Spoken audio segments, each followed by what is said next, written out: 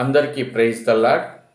ప్రతిరోజు ప్రభువు మాట అనే కార్యక్రమంలో భాగంగా ఈరోజు ప్రభువు మాటగా కీర్తనల గ్రంథము 2వ అధ్యాయము 11, 12 వచనాలు చదువుకుందాము. భయభక్తులు కలిగి యెహోవాను సేవించుడి, గడగడ వణుకుచు సంతోషించుడి. ఆయన కోపము త్వరగా రగులుకొనును, కుమారుణ్ణి ముద్దు పెట్టుకొనుడి. లేని యెడల ఆయన కోపించును, అప్పుడు మీరు త్రోవ తప్పి నశించెదరు. ఆయనను ఆశ్రయించు వారందరూ ధన్యులు.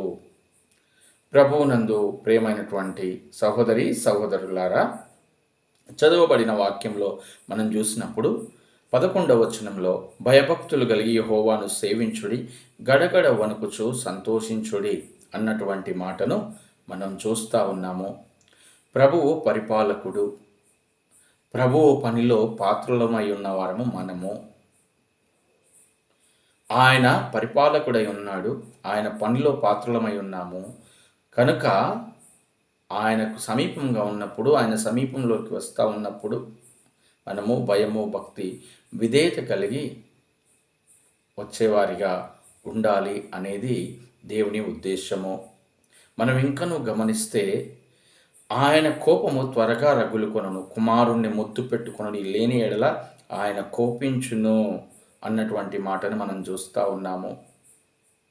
ఇక్కడ మనం ఈ మాటలను చూస్తూ ఉన్నప్పుడు ఇదే 2వ అధ్యాయము 4వ వచనంలో చూసినప్పుడు అక్కడ కొన్ని మాటలు ఉన్నాయి, చూద్దాము. 3వ వచనంలో చూస్తే భూరాజులు యెహోవాకును ఆయన అభిషక్తునికి విరోధముగా నిలవబడుచున్నారు, ఏలికలు ఏకీభవించి ఆలోచన చేయుచున్నారు అన్నటువంటి మాటను మనం చూస్తూ ఉన్నాము. అయితే ఉన్నత స్థితిగతులు కలిగిన వారు, సమృద్ధి కలిగిన వారు, స్థితి స్థాయి కలిగిన వారు వారికి ఉన్నటువంటి బలాన్ని, సామర్థ్యాన్ని, ధనాన్ని, దర్పాన్ని చూసుకొని దేవుడంటే భయం లేకుండా జీవిస్తున్నట్లుగా, దేవునికి విరుద్ధంగా ప్రవర్తిస్తున్నట్లుగా అక్కడ చూస్తూ ఉన్నాము. అయితే అలాంటి స్వభావం కలిగిన వారిని దేవుడు ప్రత్యేకంగా తన యొద్దకు ఆహ్వానిస్తూ ఉన్నాడు. త్వరగా తిరిగి రమ్మంటా ఉన్నాడు. ఆ భయము, భక్తి కలిగి ఉండమంటా ఉన్నాడు. కుమారుణ్ణి ముద్దు పెట్టుకోమని చెప్తా ఉన్నాడు. కుమారుణ్ణి ముద్దు పెట్టుకోవడం అంటే దేవుని కుమారుడు, దేవుని స్వభావం కలిగిన వాడు, దేవుడై ఉన్నవాడు. అయితే మానవుని యొక్క సర్వాధికారాన్ని, సమస్తాన్ని విడిచిపెట్టి దేవునికి లోబడి, దేవుణ్ణి అంగీకరించి దేవునికి సమీపంగా రమ్మని దేవుడు ఆహ్వానిస్తూ ఉన్నాడు, హద్దిస్తూ ఉన్నాడు. ఇక్కడ మనం గమనించినప్పుడు, మనం ప్రత్యేకంగా చూసినప్పుడు, మనము సర్వసాధారణంగా గమనిస్తే ఒక తుఫాను, ప్రమాదకరమైనటువంటి తుఫాను వస్తూ ఉన్నప్పుడు అధికారులు ఆ ప్రాంతపు ప్రజల్ని హెచ్చరించారు అంటే వారిపైన ఈ అధికారులకు కోపం కాదు, వారి ముందు భవిష్యత్తు బాగుండాలి, వారి కుటుంబాలు బాగుండాలి, వారు ఆ ప్రాంతమును విడిచి మరొక క్షేమకరమైనటువంటి ప్రాంతానికి వెళ్ళాలి, వారు ఎప్పటికీ సంతోషంగా ఉండాలి అనేది వారి యొక్క ఉద్దేశమై ఉన్నది. పరమ తండ్రి యొక్క ఉద్దేశము, దేవుని యొక్క ఉద్దేశము కూడా తన ప్రజలైన వారు, తను సృష్టించుకున్న వారు తనకు విరుద్ధంగా ఉండి వారు నశించిపోయిన వారుగా కాక, వారు తన వైపు తిరిగి దేవుణ్ణి అంగీకరించి ఆయన ఆలోచన ప్రకారం జీవించి ఆనందంగా ఉండాలి అనేది ఆయన ఉద్దేశమై ఉన్నది. మనము 12వ వచనం చివరి భాగంలో గమనించినప్పుడు ఆయన అక్కడ చెప్పబడుతున్న మాట ఏమిటంటే, మనం ఆ మాటని గమనిస్తే ఆయనని ఆశ్రయించిన నరులు ధన్యులు అంట. ధన్యకరమైన జీవితము ఇవ్వాలని దేవుడు ఉద్దేశించి ఉన్నాడు. మనం ఒకసారి గమనిస్తే, ఒకవేళ ప్రభునందు ప్రియమైనటువంటి సహోదరి సహోదరుడా, నీకున్న స్థితిని బట్టి, ధనాన్ని బట్టి, బలాన్ని బట్టి నాకు ఇప్పుడు దేవుడొద్దు, దేవుడే లేడు, నా శక్తి, నా బలము నేనే అనుకున్నటువంటి కోణంలో ఉన్నావేమో, ఆ దారిలో గుండా ప్రయాణం చేస్తూ ఉన్నావేమో, దయచేసి ప్రభు హెచ్చరిక, అది నీకు మంచిది కాదు. నీవు వెళ్తున్న ద్వారి, నీవు చేస్తున్న పని, నువ్వు నించున్న చోటు, నువ్వు ఉంటున్న ప్రదేశము నీకు మంచిది కాదు అని ప్రభువు ప్రేమించి తన వాక్కుని పంపుతా ఉన్నాడు.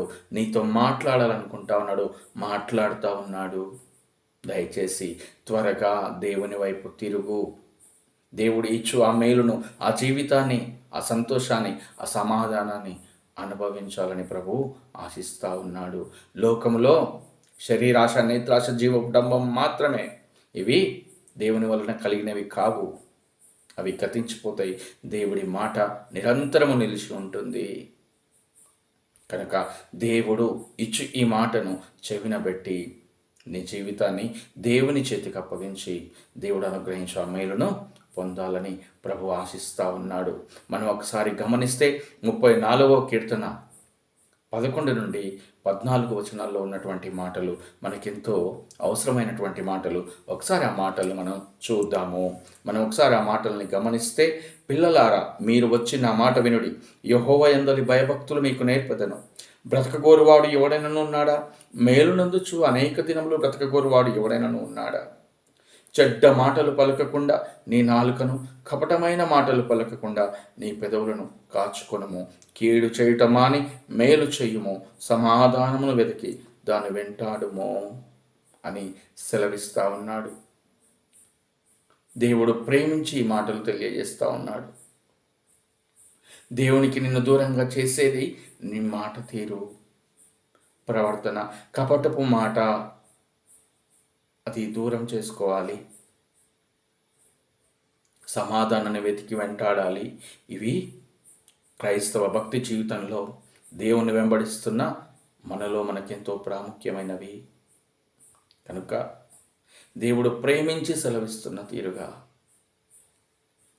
కలిగి ఉన్న దేనిని బట్టి అతిశయించక, జీవింపజేయు దేవుని బట్టి, దేవుని ఆత్మను బట్టి, దేవుని యందు ఆనందించు వారిగా మనము ఉండాలని ప్రభు ఆశిస్తుండగా ఆ రీతిగా మనల్ని మనము దేవునికి అప్పగించుకుందాము. దేవుడు అనుగ్రహించు మేలును పొందుకుందాము. ఇట్టి కృప దేవుడు మనందరికీ అనుగ్రహించునుగాక. Praise the lord.